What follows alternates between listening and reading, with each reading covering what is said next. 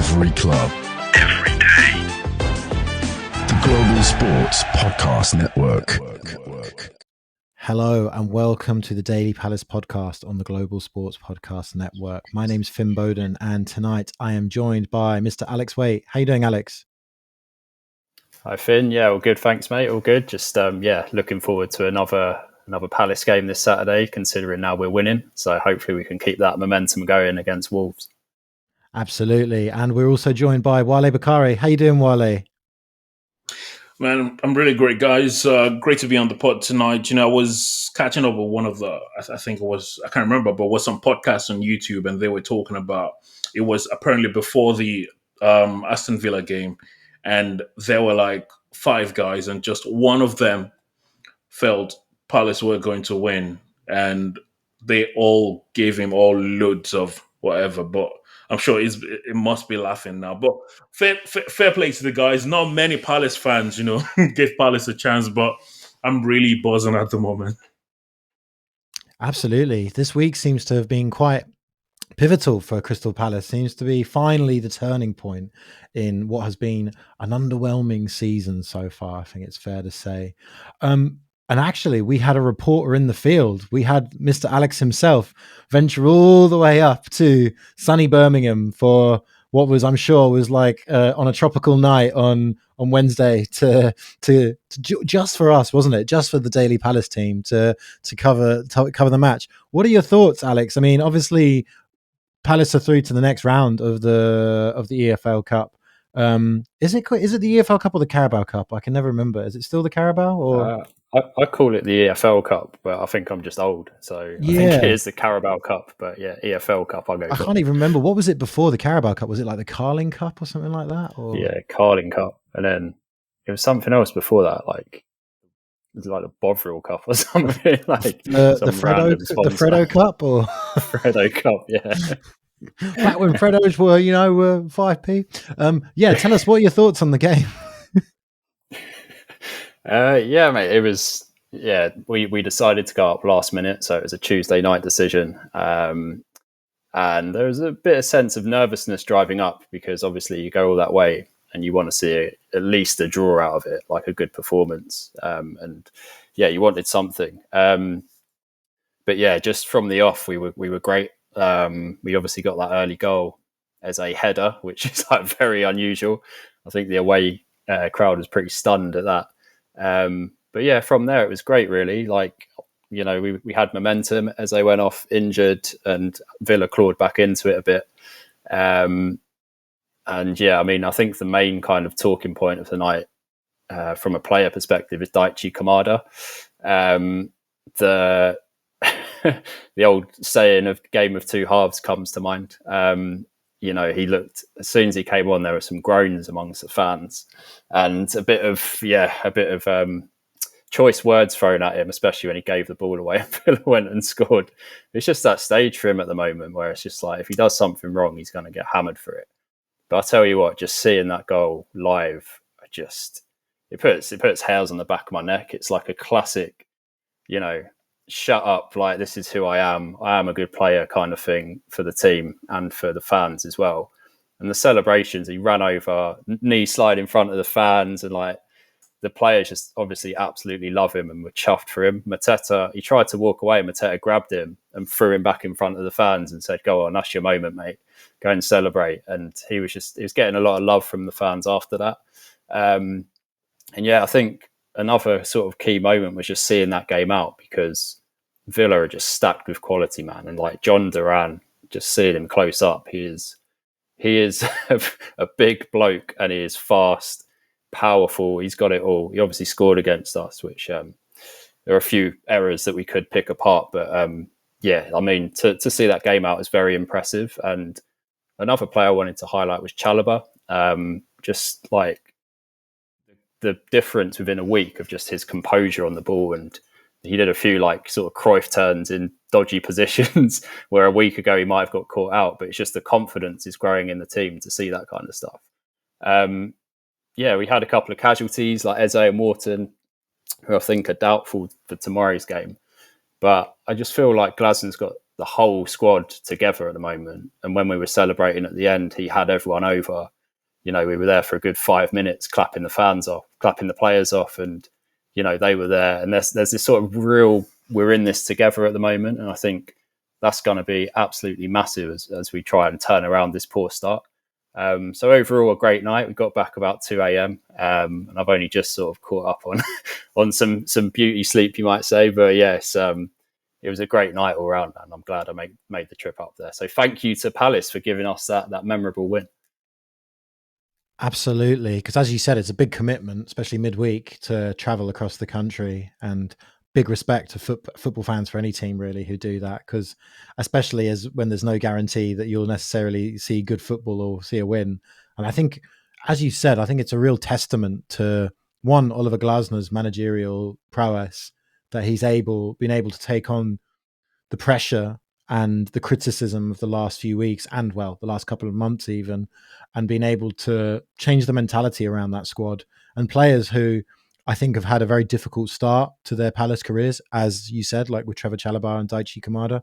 I mean, personally for me, it's really great to see Daichi Kamada finally sort of proving to everyone what he can do, because I think a lot of Palace fans who'd never heard of him sort of had really dismissed him, really. But I think football fans in general who know what he's done at teams like Lazio, Eintracht Frankfurt, will know that he's no mug. He's actually a very technically gifted footballer, and I think he's just struggled a little bit to acclimatise to English football, but seems to be finding his feet now. So good news. Wale, what were your thoughts on the cup game result, and who do you think Palace could potentially get in the next round? Who would you like to see them get in the next round? Well, first of all, I have to say it was a great win.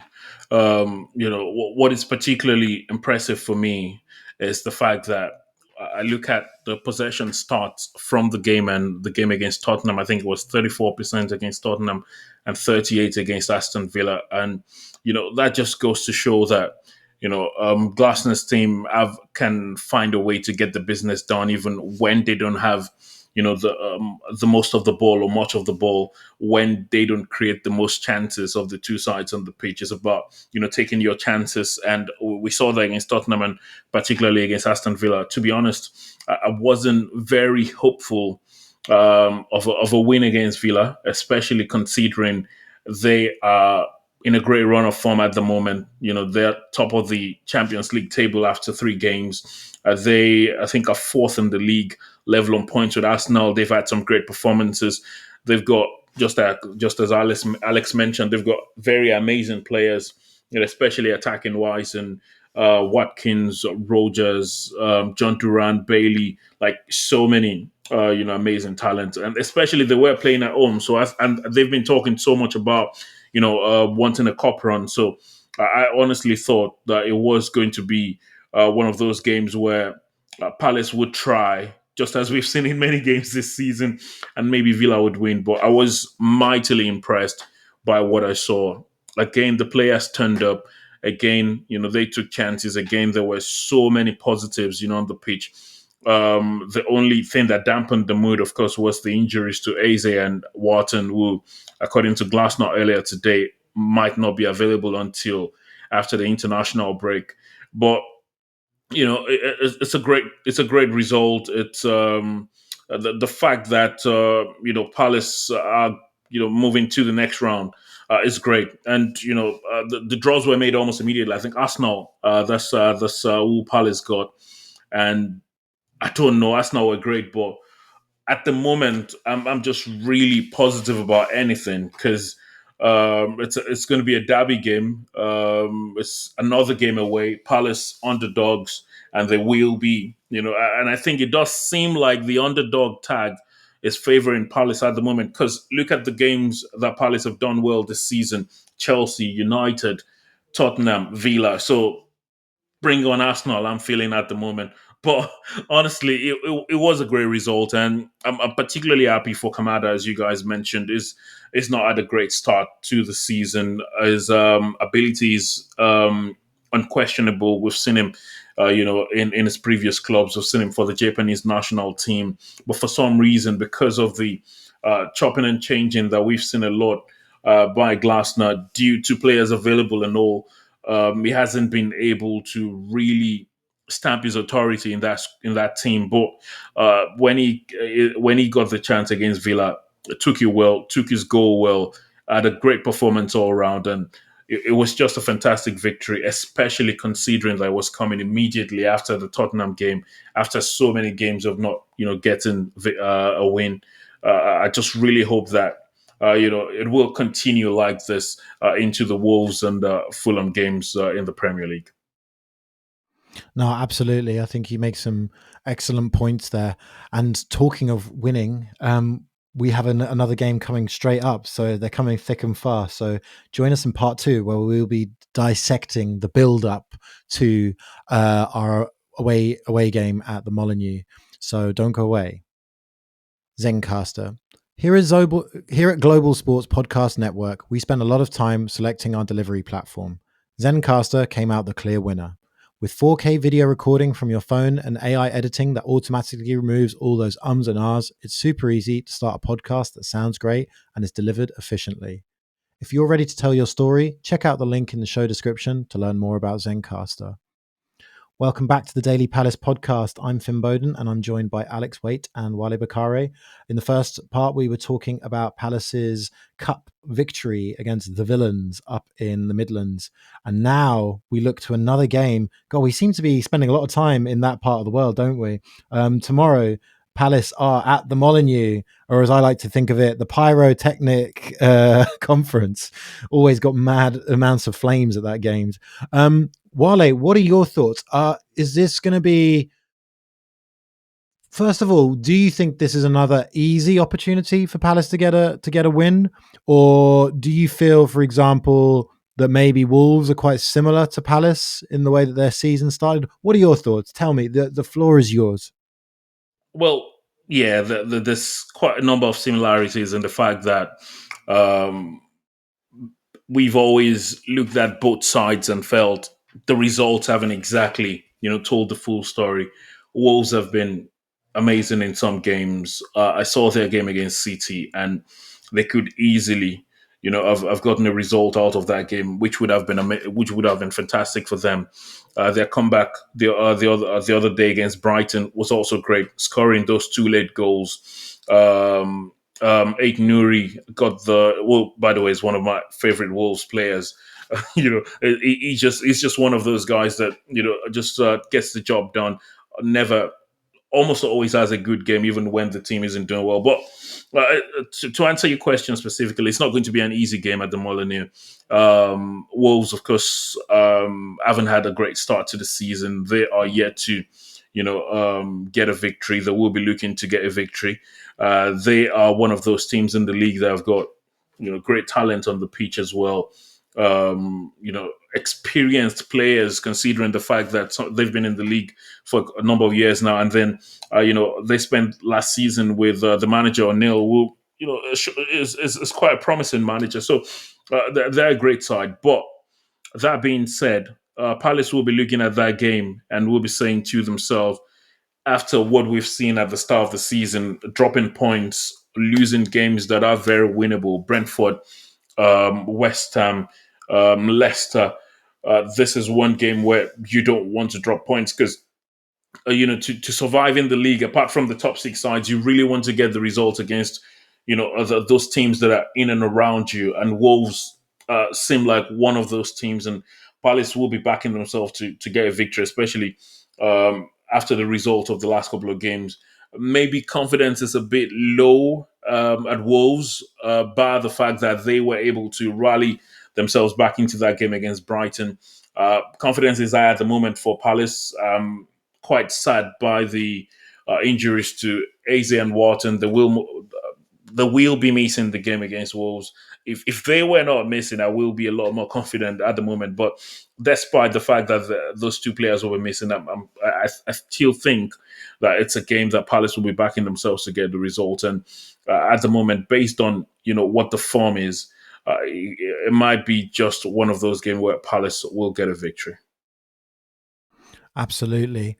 Alex, you mentioned as well, just as Wale did, that Palace have now, we're starting to build a steady injury list, and there's going to be potentially there's going to be a few big names missing from the lineup tomorrow. That coupled with the fact I was just looking, I mean, we had the crossover podcast with the Wolves guys yesterday, and one of the first things you realize when you look at that Wolves team is they've got some really good attacking options, and they've got really, in fact, in terms of Eberici Eze, I would say the equivalent for Wolves would be Cunha, Mateus Cunha. He seems to be like a very, very technically gifted sort of player who likes to bring the ball up from the center of the field, just like Eze does.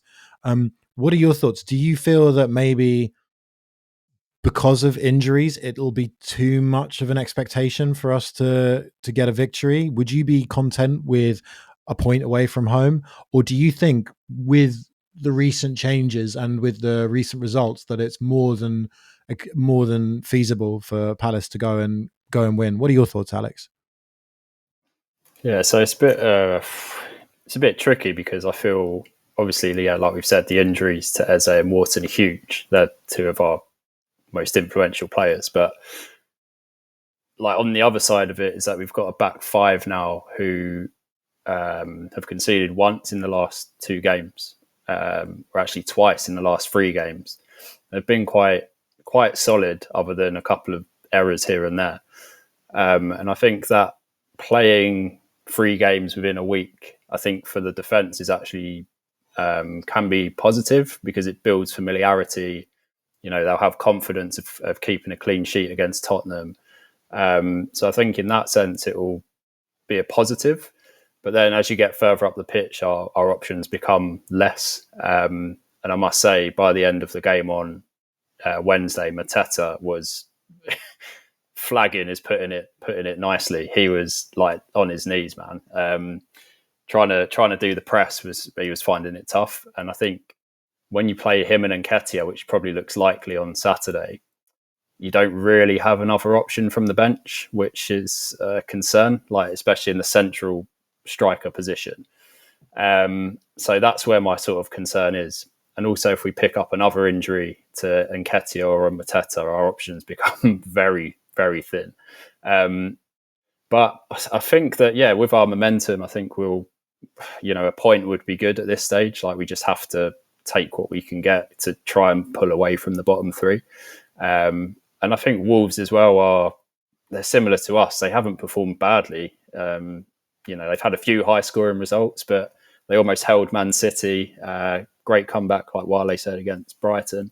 So they are a dangerous side, and I think it'll be very even. Our game, because we've played the extra game, that might, play against us. But I think either way, Glasner's going to stick with this high pressing system, and I can't see him going defensive and trying to see out a point. I think he's going to go all guns blazing, which for the neutral is good, but for us, the players might need a rest after Saturday. Yeah. As you said, I think if we'd maybe had a better start to the season, it would be less pressure to accumulate points. But I think there's definitely been a message from the hierarchy that we need to move up the table sooner rather than later. So as you said, I think he's probably going to be quite gung-ho in terms of going for those wins if possible. As you said, great for the neutral, a little bit tetchy for us watching my face through my hands. Yeah. And something else that Palace and Wolves share in common is obviously Sam Johnston, who transferred to Wolves over the summer. And it's been interesting because we were talking about this with the Wolves guys in the Daily Wolves team about there seems to be a bit of a, obviously Arsenal had David Raya and I can't remember the name of the other guy. Ramsdale. Thank you, Wale. They sort of had a rotational battle with those guys to see who could fill that number 1 spot. Seems to be a sort of a similar, bit more of a low key thing going on with Wolves at the moment between Jose Sarr and Sam Johnston, who are both very keepers, but I think are quite different in terms of style and what they bring to a team. So on that note, we're going to take another little quick ad break. And when we come back, I'm going to ask you guys about famous Palace keepers, or your favorite Palace keepers even, and why they're your favorite Palace keepers. So don't go away. This podcast is part of the Global Sports Podcast Network, the only network bringing you exclusive daily news and views on your Premier League team, the Premier League, women's football, and fantasy football. A unique listening experience that puts fans first, bringing you the very latest breaking news from your team. Subscribe wherever you get your podcasts and make us your first listen every day. Global Sports Podcast Network. Every club, every day. Welcome back to part 3 of the Daily Palace podcast. I'm Finn Bowden and I'm joined by Wale Bakare and Alex Waite. We've been talking about Palace's victory against Villa in the Cup, their potential victory against Wolves tomorrow at the Molineux, fingers crossed. But and on the subject of Sam Johnston, who obviously used to play for Palace and is now at Wolves and was a very, very good keeper, I must say, for us when he did play. Palace keepers throughout the ages. I'm going to go with our seasoned Palace veteran Alex, as he's been had Palace inflicted on him many more times than Wale.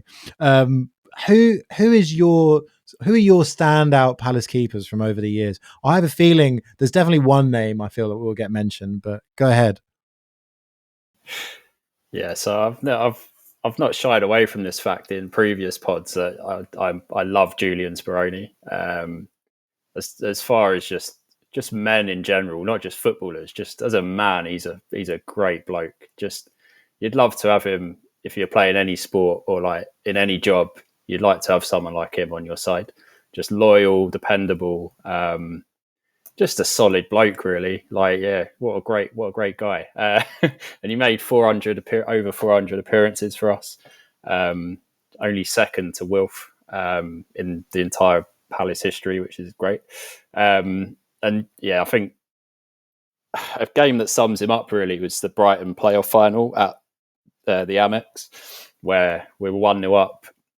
I think it was Ashley Barnes who played for Brighton then. Went 1-on-1, clipped it. It was going in the top corner, and he just somehow palmed it onto the crossbar. And it was just like, just thank you, Speroni, again. He saved us so many times. It's just, yeah, the amount of times he saved us when we were rubbish in the Championship was just uncountable, really. And then, as much as I love Speroni, I also loved his competitor, Gabor Kiraly, as well. That was just, you're talking about goalkeeper battles. That was an epic one for Palace. Kiraly, just the complete, like Speroni was reliable. Kiraly was a bit of a maverick, wearing his grey tracksuit bottoms with questionable stains down them. He was. I used to sit behind him in the family stand at Palace, like when I was younger. And he would just swear to himself in Hungarian, like constantly. It's like we'd score a goal and he'd turn around and start swearing. And it's like, what are you doing, man? we just scored a goal, like celebrate or something. But I think he's just like a tough bloke who's just, like, really high expectations. But yeah, he kept Speroni out of the team for a while, which was quite interesting. But yeah, for me, there's no beating Speroni. Manos de Dios, I think his nickname was. For some Palace fans, but yeah, what a legend. Sorry about that. Don't know what happened there. We had a minor technical difficulty. So going back to what Alex was saying, like Gabor Kiraly, unbelievable player. Like I still see, for example, when I'm watching like park football and you see a keeper with like trousers on, always makes me think of Gabor Kiraly. Some years ago, I was actually on holiday in Budapest. And we were sat in a bar drinking beer and watching. There was Hungarian football on the television, and as we'd been walking around, it was my first time in Hungary. I noticed a lot of the streets were called Kiraly, so I was imagining, that must be like the equivalent of like Johnson or Smith or something in this part of the world. It's like quite a common name. And I thought, I missed the big man. And lo and behold, I looked on the television, and who was in goal for one of the teams? It was Gabor Kiraly. And I thought to myself, he must be like almost 50 years old, and he's still doing it. I was like, fair play. I mean, if he's still got the skills, I don't think he did. But and then Julian Speroni. That's it. And then Julian Speroni was like, there's not many keepers who have their own like Argentinian restaurant in South London, which sadly I never managed to get myself down to. but apparently was the bee's knees. But yeah, so hopefully Speroni's might make a comeback, but maybe not. I doubt it. Hopefully there'll be a sequel. But Wale, tell us which Palace keepers stand out to you? Is it Julian Speroni as well, or have you got Gabriel Corrali, or have you got some other ones? Well, to be honest, I was going to go Speroni, but then I checked and I saw, oh, it's Alex today. I knew, oh, Alex is definitely going Speroni. So I thought I'll go someone else. It was going to be one of Wayne Hennessy or Vincente Guaita for me, but then I finally went for Guaita because of the fact that I did, like him from his days at Valencia many years ago when, Unai Emery was manager.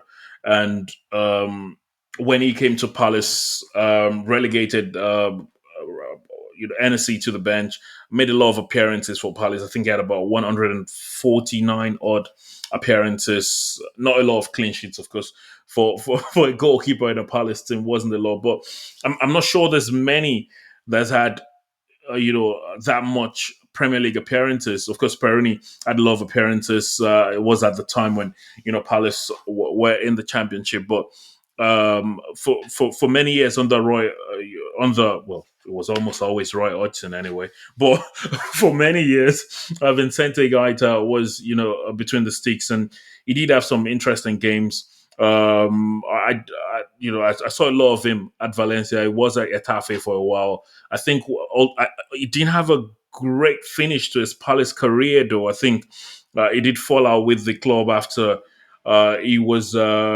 replaced by Sam Johnston, and he wasn't very happy about it. But then you could forgive him eventually because Johnston, had almost a similar end to his stay at Palace at the end of the day as well. I guess goalkeepers just never love it when they're relegated to the bench because they know that you could be on the bench for a very long time. For outfield players, maybe the chance will come, in the game, but goalkeepers rarely get injured. For a team like Palace, not many games at that time, so they just never enjoyed staying on the bench. But Vincente Guaita, for me, did have some amazing time in the Premier League, for Palace. Absolutely. I think it's really sad sort of the way his career came to an end at Palace. Weirdly enough, I saw him playing for Celta Vigo last year after he'd left us against Barcelona. And it was a bit sweet, really, because, again, I thought he was an excellent goalkeeper for us and was clearly was an excellent quality player. But for whatever reason, as you said, I think he was obviously unhappy at having to compete for that spot. Being a goalkeeper is sort of one of the most difficult in terms of that because there is only one slot in the team. Whereas, for example, an outfield player can maybe slot into another position or learn to do something. But it's very rare nowadays in modern football. You wouldn't see many goalkeepers playing up front if they needed to. I'm just thinking of David James that time under Stuart Pearce. Nedimonua has a really great story about that, actually. Hopefully though we'll keep a clean sheet tomorrow with our boy Dean Henderson in goal. And on that note, thank you so much, guys, for joining me tonight and discussing everything Palace. Sorry about the technical difficulties. Don't know what happened there. The gremlins got in with the wires. Massive thank you to you, Wale Bakari. Cheers, Finn. And a massive thank you to Alex Waite. Cheers, mate. See you again soon. No worries. Thank you, Daily Palace listeners. Also, check out our brother/sister podcasts on the Global Sports Podcast Network for all of your football needs. And we'll see you on Monday for hopefully a recap of yet another Palace victory on our long list, well, very short list of ones this season. So don't go away. Goodbye. Every club, every day. The Global Sports Podcast Network.